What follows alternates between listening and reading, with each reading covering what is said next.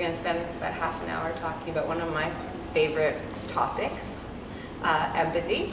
I did a PhD in education at McGill, and I interviewed dozens of change makers in the world, social entrepreneurs, to understand why they do the work that they do. And what I discovered was because they're acting on empathy for others. So today we're going to do some experiential things together. I'm going to just do a very quick primer on empathy, and then we're going to talk about how we can detox through this season by engaging in what I call empathic action, and it's going to be participatory. So we're going to have fun, we're going to learn from each other, we'll do a little bit more social learning than just hearing me talk. So the first thing I wanted to ask is for all of us to close our eyes and just get a sense of how your body and your spirit is feeling, and see if you can put a word to that feeling. So for example, in my case, I'm a bit stressed coming in because I usually like to arrive on time for these things and chat with people, but Annika was sick, I didn't take her to daycare, so we scrambled, so I'm feeling a little bit more stressed than I usually would. But maybe other people have headaches, or maybe feeling tired or ambivalent, so whatever word comes to mind, and there's no right or wrong answers. Check in with your body, it could be a physical thing or a psychological thing. Okay, open your eyes, and we'll just put it out there, okay? So we'll go around the room and we'll just offer the word that you're feeling right now. Calm. Calm, great. Calm. Fantastic. Floating, unsettled. Unsettled, okay. So you're looking to get grounded, I understand. Tired.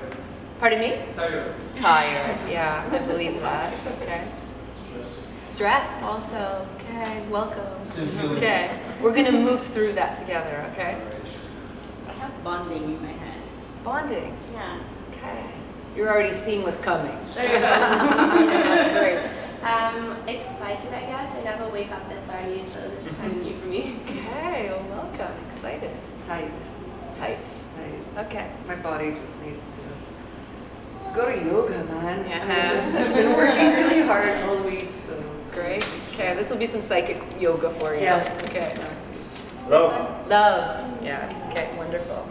Alert, Alert. which is also kind of from the mornings, waking up earlier than normal. Okay, great. That's good. Want to come here, sunshine? Come here, love. Come here, love. All right.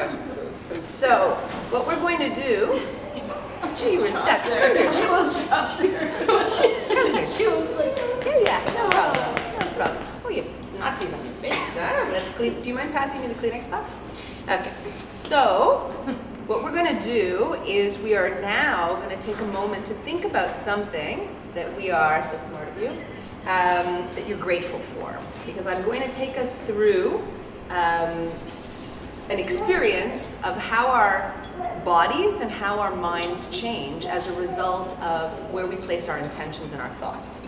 So you could think of something that you were grateful for, a big achievement in your life, or a small thing, like somebody gave you a gift recently that you weren't expecting. Whatever you want, okay? So go to a place of gratitude. It could be big, small. I know you want a muffin, there aren't any muffins here, but I'm going to get you a muffin later, okay?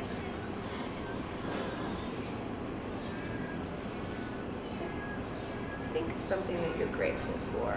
I already see some facial expressions have evolved because a smile has come across your face. I'm just reflecting back. Okay, have you found your gratitude? Yeah? Okay, so we're going to go the other way around the circle, and I want you to pay attention, and we don't have to answer quickly. You can actually take a minute or so to talk about this thing that you're grateful for. I want you to be conscious about how your body is shifting. Joanne. So this might sound strange, but I had dated someone this fall. We ended it, but I'm grateful for him. Like, we maintained a really nice bond, and I spoke to him last night, and yeah, it was really grounded, stable, warm. Great, Yeah.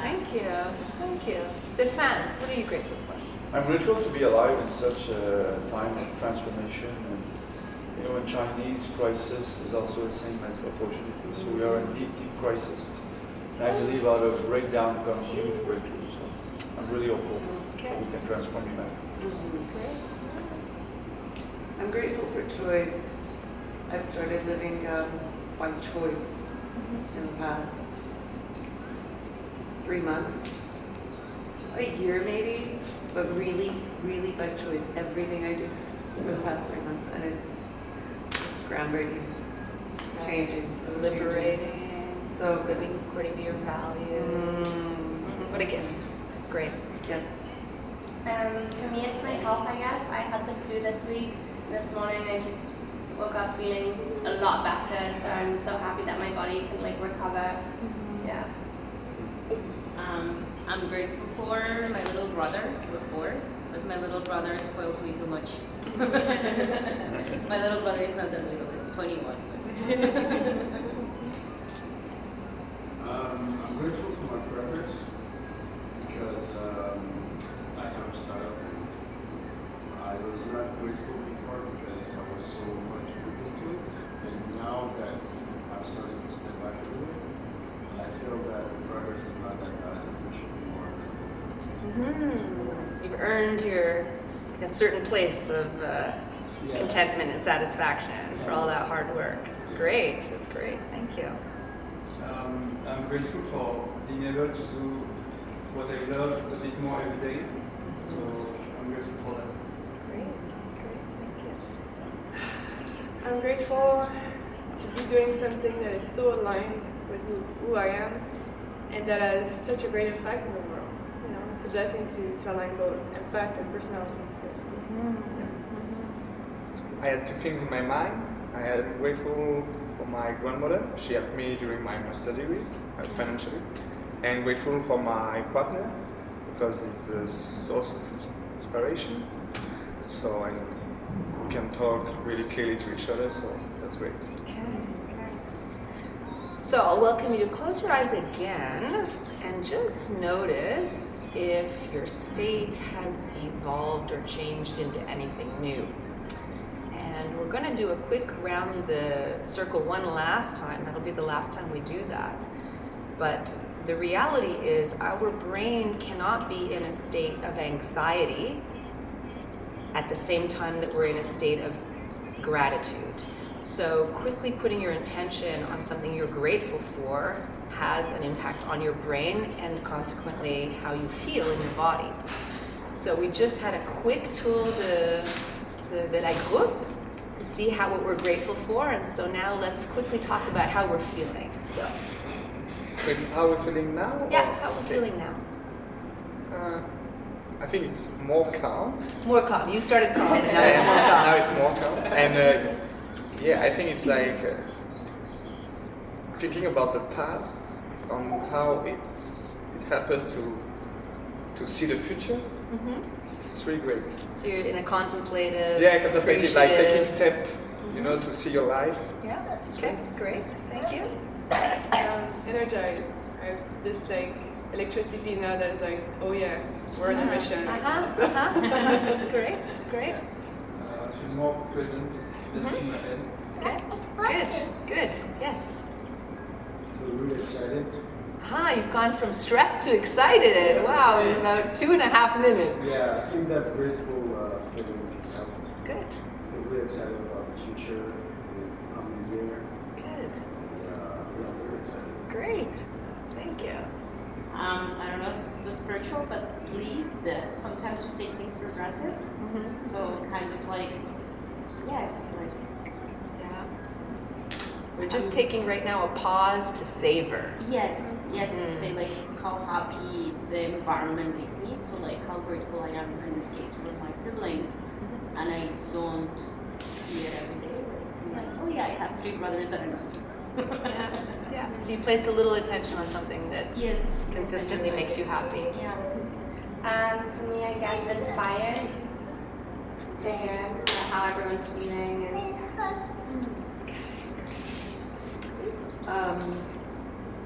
I think I went from tight to really empowered in those 2 minutes just by, oh yeah, that's right. choice.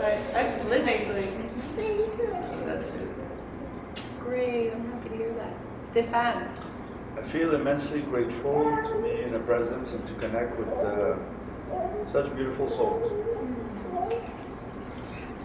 Yeah, I feel supported and warm. And I think I was feeling like alert and independent, and it's nice to feel surrounded by a lot of support. So you know when there's a radio station, right, and you get close enough to the right station, but it's still a little crinkly? Most of us are wandering around in that crinkly space.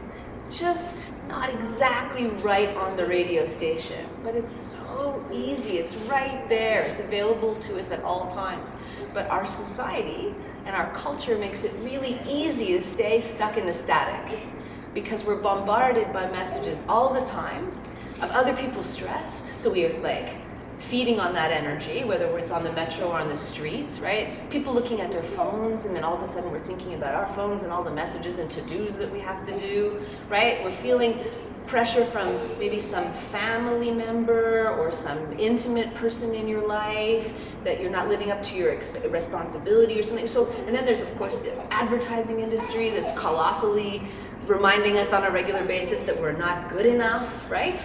So it's so simple to be in static, right? It's easy.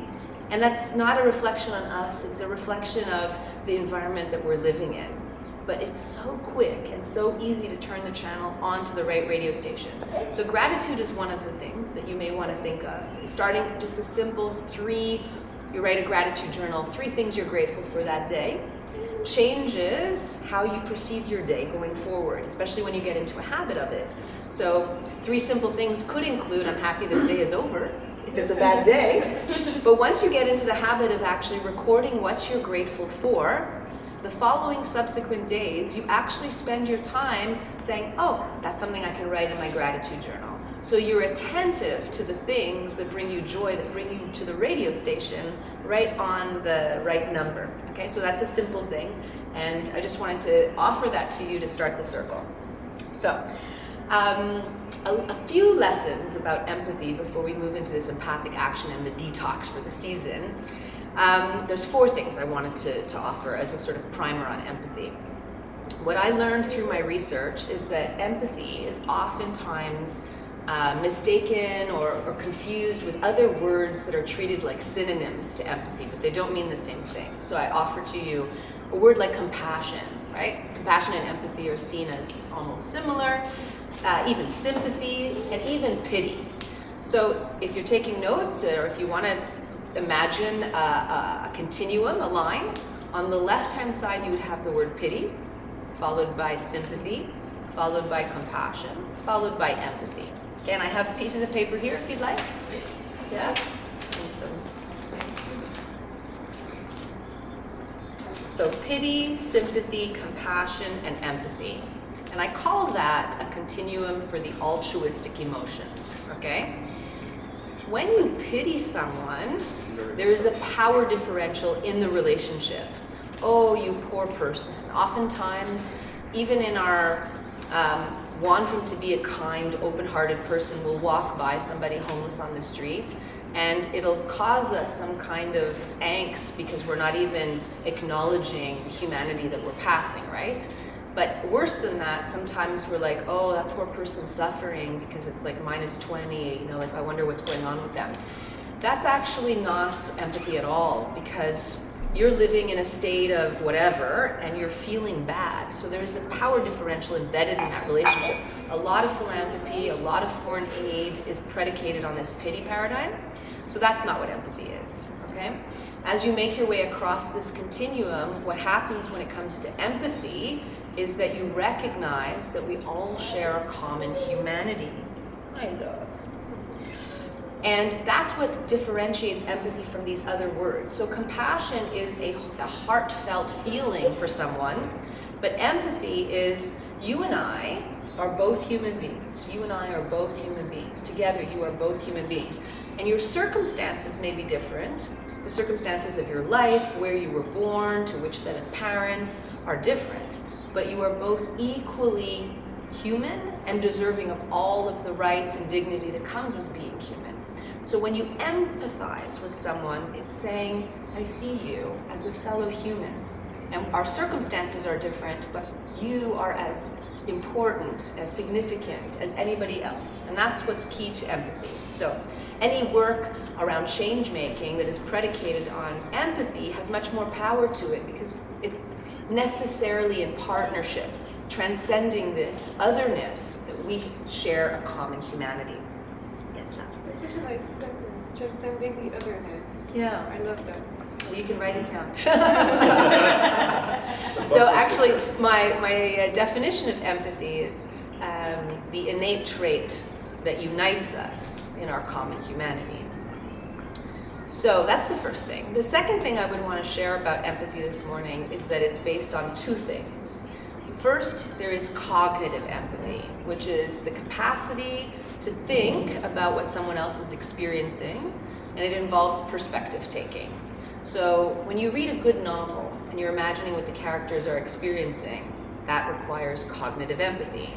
When you hear about a tragedy and you imagine what, for example, someone's house burns down, you can imagine what that must be like for the family, even though you're not experiencing yourself, okay? And we all have that capacity because we all have the cognitive, intellectual capacity to do that.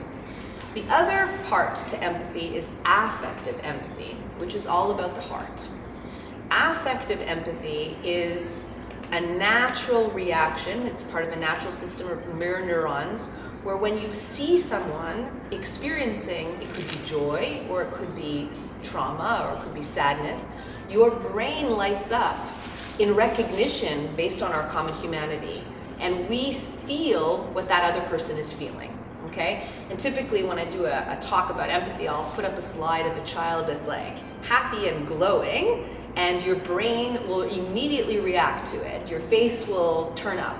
And then I'll put another image, typically like an image that hardens us a little bit, like for example, the young boy that perished during the Syrian refugee crisis that brought the world to their attention of the Syrian refugee crisis. We all have that image now in our head, and you can't smile through that image, and that's because our brain knows that that is a painful experience, right? So mirror neurons are a part of who we have mirror neurons. We don't control that, so we have the capacity to empathize through feelings. And we oscillate between cognitive empathy and affective empathy depending on the circumstance, right? So the third thing I would want to share with you is that we all have the capacity to become more empathic, okay? So I want you to think about when you go to the gym and you're pumping, your muscles with bicep curls, your muscles will get stronger. The brain is plastic. There's something called neural plasticity, where once you experience something repetitively, tracks of neural pathways get deepened. So I want you to visualize, imagine this is a football field of snow that's 2 feet. Yes or no? And you are a kid that has to go to school on the morning of a freshly fallen snow, okay? Your belly hurts? And so you're the one that's walking across the football field to get to school. So you have the hard task of making those tracks, right? But if you're the typical next kid that's going to follow to cross the same football field to get to school, what will you do? You'll follow in those footprints because it'll get easier, right? And ultimately, as more kids do that, a path will get created. That's exactly how our brain works. Now, if you were any neuroscientists in the room, you'd probably want me to be a little more sophisticated about how the brain works. But I'm simplifying it to say that based on the experiences you have as a human being and based on the thoughts that you have as a human being, those neural pathways get deepened. So, to show you how really the implication of these neural pathways, for example, if you were a child born into a family where there was a lot of criticism, I don't mean abuse, that's more extreme, but just like you're not good enough, you're not working hard enough, like being told bad, bad, bad. Typically what will happen, your neural pathways will, because as a human being we want to defend ourselves from injury, and that's hurtful when we are being criticized, so we'll develop defensive mechanisms. So if you meet anyone later in life as an adult who is defensive by nature, you can almost assume that they grew up with a childhood that was fraught with criticism and that they've developed those defense mechanisms as a way of surviving, right? So those neural pathways get created not by choice, but as a reaction to life.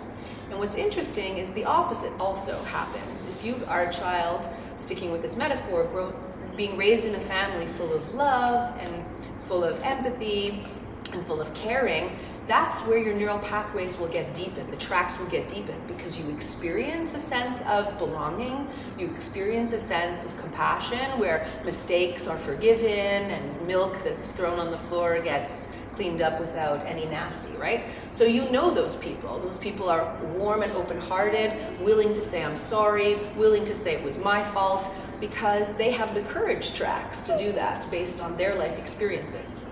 So what's interesting about our brains is that our brain, the first part of our brain is the amygdala that grew in our this actually is the truth in evolution and also in each individual life. In your mom's womb, your amygdala at the back of your neck was the first part of your brain to develop.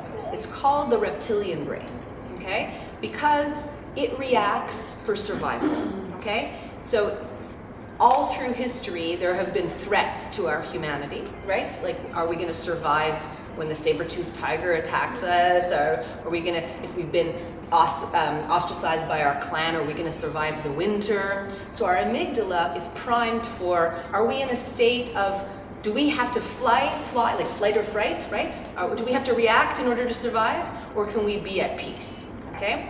Today's world doesn't have those epic saber-toothed tiger instincts, but we have tax season, we have rejection on Tinder, we have all these examples of life telling us we need to be full of cortisol right now because our bodies are like in a heightened state of, I want to defend myself, okay? Through evolution, however, it's hot, eh? Yeah, you're right, it is hot. Let's take this off. Thank you, now you can show everybody your beautiful owl dress. You want to turn around? Wow. Okay. All right. Okay. Usually she twirls around, but we know she's not well if that's the case. So, what happens in our own evolution as human beings over the 20,000 years that we've been Homo sapiens, and as individuals still growing in our wombs and then coming into the world, is our neocortex, okay? Which is the part of our brain that actually analyzes things and contemplates alternatives. It's not in a state of anxiety or in a state of flight or fright. It is in a state of, I wonder what we could do about this situation. So it's helpful. So what happens is our amygdala reacts first, and then our neocortex comes in and evaluates, are we really in a state of anxiety here? Are we really up against something that's difficult that could threaten us? But unfortunately, what happens is between the amygdala getting excited and our neocortex kicking in is the neural pathways that we live with. Because if our neural pathways have strong tracks around, I need to defend myself, then even though our neocortex might say, this isn't a risky scenario, we are still in our track because life has taught us that these are threatening circumstances. So what we now can do though is, and getting back to the metaphor of going to the gym and building your biceps, is that when you enter a state in your mind where you realize, oh, I'm on that track of negativity, I'm on that track of self-doubt, I'm on that track of this isn't going to work, or whatever sort of hard thinking you're doing and putting hardship on yourself, you can actually press the pause button and say, is this really true? And you can make the determination intentionally using your neocortex to say, how can I turn the radio back onto the dial? And the easiest way to do that is through a state of gratitude. So when you notice that yourself is, you're stressing out, you're relentlessly rehearsing the same argument in your head, or whatever causes you pain or anxiety or stress, you intentionally notice that it's happening, turn the radio dial to gratitude, and then think about the problem under a different set of mental circumstances. Okay, so that was the third thing. You can become more empathic with practice. So you can choose all day long to do things where you are engaging in empathy, even if it doesn't come naturally to you at first. So for example, I gave myself, when I was doing my PhD, the exercise of doing the cliche Tim Hortons drive-through pay it forward, right? So I tried that as an example. I wanted to experience what it was like to pay for somebody else. And so I made my limit as a grad student $5. So if somebody ordered something over $5, it was not that day gonna happen. But over time, I was able to pay for a lot of coffees and donuts. But initially, when I started this practice, I would look at my rearview mirror to catch the person's face at the counter getting the freebie. And I'd get a bit of a payoff for that, right? Because I would see the person smiling. And I realized, you know what, I can up the ante on this, and I can just drive off and not need to get the payoff. So little examples like that, it doesn't have to involve money and paying things forward. It could involve simple things like, you know, it's gonna be the holiday crush and there's gonna be people waiting in line. And you could decide if you have one item and somebody has a lot of items that you're gonna let them go ahead of you. Or you could purposely be extra kind to a salesperson that is dealing with the stress of people bombarding them this semester, or not semester, but this holiday season. I had the experience a few years ago at a FedEx counter. We were waiting in a long line and people were frustrated. There were only 2 service people working. And when it came to me, I felt this woman was really unfriendly and not polite and like almost rude, okay?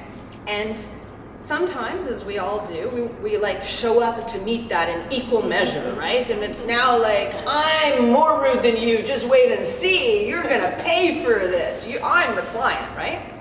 I decided, given the work that I was doing on empathy, to practice a bit of empathy. So I looked at her and like really paused long enough to say, are you okay? Are you okay today? And she immediately stopped, burst into tears, and said, I've been working 2 double shifts and I'm sick. And she just like had some story to share to explain why she was like this big ball, this hairy ball of like unhappiness. And we just had a little conversation, and maybe that eased it a little bit for her.